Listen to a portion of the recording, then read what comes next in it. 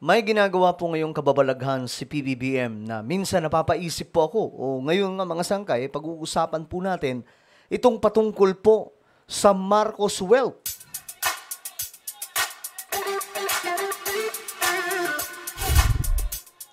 Yo guys, what's up? This is me. I'm back for another vlog today. Ito na mga sangkay, pag-usapan po natin ng medyo malalim ngayon mga sangkay itong isang malaking impormasyon na lumabas ngayon, no? May nangyayari pong tila baga kababalaghan sa Marcos administration na tumutumbok po sa tinatawag na Marcos Wealth. Alamin po natin yan mga sangkay kasi noon pa man, bago pa po tumakbo si PBBM bilang Pangulo ng Pilipinas mga sangkay, kahit pa noong tumakbo siya bilang Vice Presidente, nagiging usap-usapan na po ang tungkol dyan. So ngayon mga sangkay, eto. Tingnan po natin itong bagong update. Anyway, bago tayo magsimula, paki-subscribe po muna yung ating YouTube channel. Tayo po ay 1.51 million subscribers na dito sa YouTube. So kung ikaw ay hindi pa po nakakapag-subscribe, makikita nyo po yung subscribe button sa baba ng video na to. I-click nyo lamang po yung subscribe, i-click ang bell, at i-click nyo po yung all. Sa mga nanonood po sa Facebook, i-follow nyo po yung ating Facebook page. Okay, this is very interesting guys na topic kasi ito po ang ganap ngayon. Okay, I'm sure marami po sa atin ang may alam tungkol po sa koneksyon ng World Bank at itong Marcos Wealth. Okay? I'm sure narinig nyo na po yung mga kwento tungkol dyan at hindi po yan kasinungalingan. Totoo po yan. Kasi nga po, tingnan nyo na lamang po ang mga nangyari sa mga Marcos. Pinagkakasuhan po sila ng ill-gotten wealth. Diba nga po, hinabol po sila ng PCGG dahil sa hindi maipaliwanag na bilang ng pera o halaga ng kayamanan ng mga Marcos na nakadeposito sa iba't ibang mga bangko. Kasama na po dyan mga sangkay itong World Bank. Ayon po kasi dito sa balita, World Bank tutulong palakasin ang serbisyo at ekonomiya ng Pilipinas. Nagulat lang po ako kasi nga po mga sangkay, ang mga impormasyon na lumabas dito, kung babalikan po natin ang kwento tungkol po sa Marcos Wealth, lalong-lalo na po yung last will and testament ni former President Ferdinand E. Marcos. May mga nakalagay po doon mga sangkay, kung maaalala nyo, yung sinabi po ni Imelda Marcos sa interview po ni Mel Tiangco, ang sabi po niya, para po ito sa mga Pilipino. Itutulong sa bansa natin at hindi nga lang po sa bansa natin, iba pang mga bansa. So ngayon mga sangkay, itutulong ito sa pamamagitan po ng pagpapalago ng ekonomiya, pagtulong sa pangkabuhayan ng mga Pilipino at marami pa pong iba. Ngayon mga sangkay, ito, tingnan po natin. Ayon po sa balita, magbibigay ng suporta ang World Bank sa Pilipinas sa loob ng 6 na taon mula 2026 hanggang 2031 sa pamamagitan ng bagong Country Partnership Framework na tututok sa pagpapabuti ng mga batayang serbisyo gaya ng kalusugan, edukasyon, trabaho, digitalisasyon, at katatagan ng bansa sa pagharap ng mga krisis. Lahat ng ito mga sangkay, ito po yung gagawin sa sinasabing Marcos Wealth, mga sangkay. Itutulong para po sa sambayan ng Pilipino. Hindi po yan kagaya ng iniisip ng iba na kukuha ng mga ginto, tapos mamimigay yung mga ginto. Wala pong ganun. Lahat ng iyan mga sangkay, itutulong sa mga Pilipino sa pamamagitan po ng mga programa. Ngayon, marami pong nakapagtataka mga sangkay. Halimbawa na lamang po itong 20 pesos na bigas.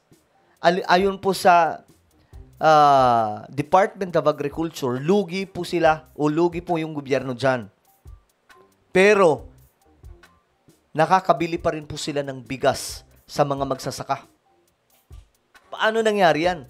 Saan kumukuha yung government? Hindi naman po pwedeng nalulugi pa ang gobyerno.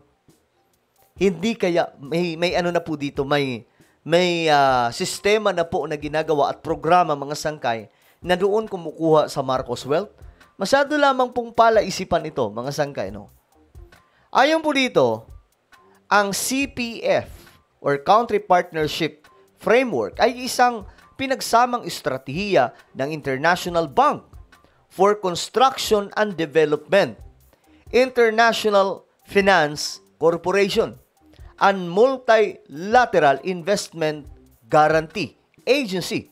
Layunin nitong palakasin ang sektor publiko at pribado upang makalikha ng mas maraming trabaho, okay?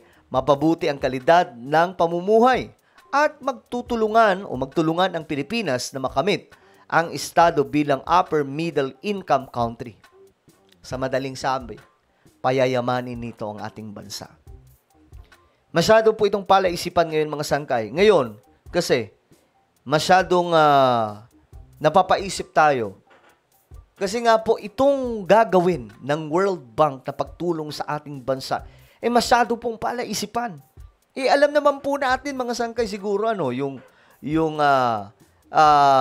koneksyon ng mga Marcos sa World Bank. Especially yung mga nakadepositong mga ginto ni Ferdinand D. Marcos. Hindi po yung tinatawag na Taliano Gold, yun po ay isang conspiracy theory lamang na hindi po mapapatunayan. Pero itong tungkol sa Marcos Gold, mga sangkay, or Marcos Wealth, ito po ay totoong nag-i-exist. Sapagkat, kaya nga po hinabol ang mga Marcos ng maraming mga kontrabida noon, kagaya po ng mga dilawan, dahil po sa gusto nilang makamkam yung mga ginto ng mga Marcos o kayamanan na nakadeposito mga sangkay sa napakaraming mga bangko. At ang iba dyan, mga sangkay, nasa Central Bank. Kaya nga po, di ba, napapabalita mga sangkay na may inilabas daw po ang mga Marcos o si PBBM na mga ginto. Naku, napapaisip ako dyan Hindi kaya yan ay Marcos Gold, mga sangkay? At ngayon ginagamit na po sa pagpapabuti, pagpapalago sa ating bansa. Kasi ngayon, para po sa inyong kaalaman, kumpiyansa ang international sa Pilipinas dahil po kay PBBM. Marami po ang nag-i-invest sa ating bansa. Lumalago ang ekonomiya, ang inflation natin. Hindi po malala. Mura ang bigas, mura yung pagkain. Di ba? Mga sangkay, hindi ba kayo napapaisip? Kung babalikan po natin itong sinasabing Marcos Gold or Marcos Wealth, kung totoo nga ba ito, mga sangkay, ito po mismo, sabi dito, no, hindi daw po ito isang fantasy lamang. Ito ay talagang totoong nag-i-exist, mga sangkay. At nasa maraming mga bangko.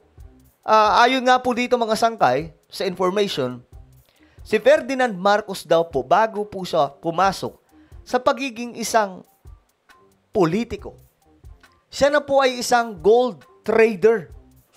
Yan po mga sangkay, he had been a gold trader long before he entered public life. Yan mga sangkay. At pagdating naman po sa mga record, kung talaga nga bang si Ferdinand E. Marcos nagnakaw ng pera sa Pilipinas, cleared po yung mga record niya.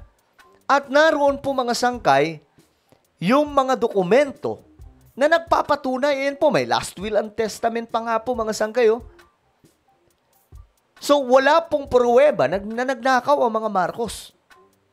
Sa totoo lang mga sangkay, ayon nga po sa mga report noon, nagnakaw daw ang mga Marcos ng pera sa Kabanang Bayan. Pero wala po silang maipakita mga sangkay na pruweba magpahanggang ngayon. Hindi po nagnakaw. Ayan po mga sangkay, mayroon pong mga certificates, mga sangkay, ang dating Pangulong Marcos patungkol po sa mga ginto. Pambihira mga sangkay. Ito, sobrang nakakalula to kung iisipin. Ang gusto ni Pangulong Marcos, ito ang gusto niya talaga, ma-donate. Ayon po dito mga sangkay,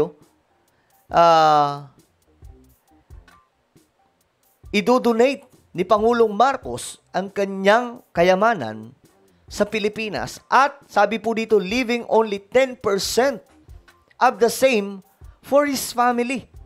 10% lamang ang iiwan niya sa kanyang pamilya.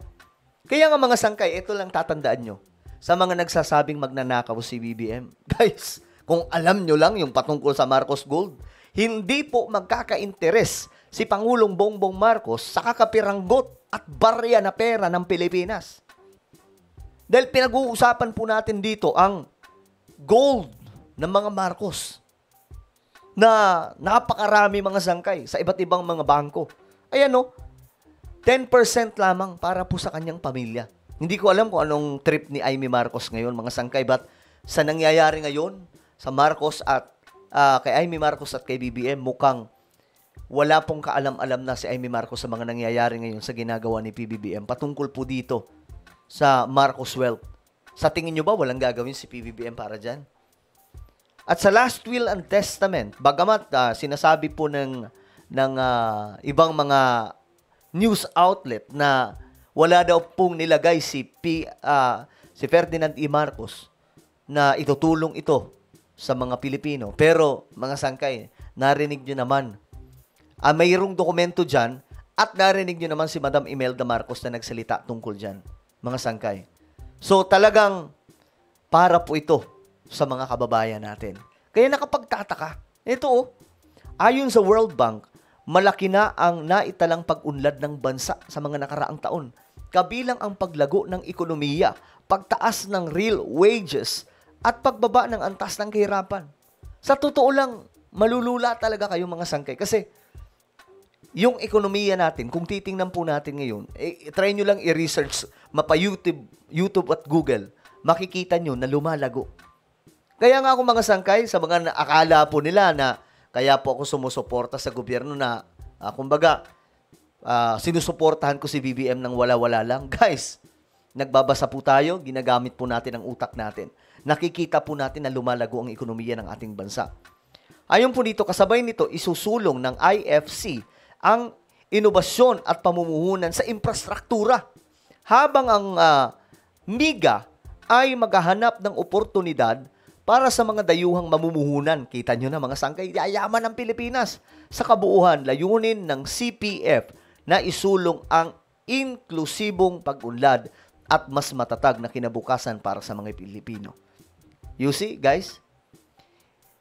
Abangan po natin. No? May 3 years pa po si BBM. Malaki pa po ang mangyayari sa ating bansa. Ngayon, umikot na po sa Metro Manila at iba pang mga lugar sa Pilipinas. Makikita nyo yung mga nagtataas ang mga building na pinapatayo. Alam nyo guys, hindi po mangyayari yan kung walang mga dumadayong mga investor na nag-i-invest, nagne-negosyo sa ating bansa. Dumadami po sila. So, medyo nakakagulat ito ngayon kasi ang World Bank na po mismo mga sangkay ang tutulong. Marcos Wealth ba to? Ano sa tingin nyo guys? Comment down below. Meron po tayong YouTube channel. Ito po ay Sangkay Revelation. Hanapin nyo po ito sa YouTube ngayon din. Kapag nakita nyo na, i-click nyo po yung subscribe, i-click ang bell, at i-click nyo po yung all. Ako na po ay magpapaalam. Mag-iingat po ang lahat. God bless everyone.